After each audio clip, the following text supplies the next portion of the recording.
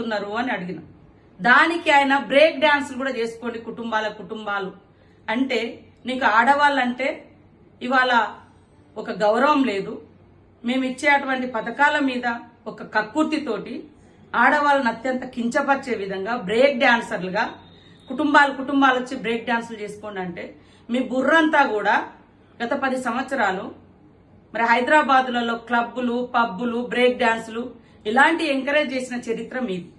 కానీ నేను మహిళల్ని గౌరవించే వ్యక్తులుగా నేను గాని కాంగ్రెస్ పార్టీ గాని మా సీఎం గారు గాని మహిళలకు ఏ అవకాశం ఇచ్చినా వాళ్ళు ఆర్థికంగా ఎదగాలని, వాళ్ళు శ్రమ కోరుకునే వాళ్ళు, శ్రమ చేసే శ్రమజీవులు ఆడవాళ్ళు కాబట్టి వాళ్ళకున్న టైం తక్కువలో వాళ్ళకుండేటువంటి టైంలో ఏదున్నా కూడా టైం వేస్ట్ చేసుకోకుండా చేసుకుంటారు అని మాట్లాడినాం. అందులో తప్పేముంది?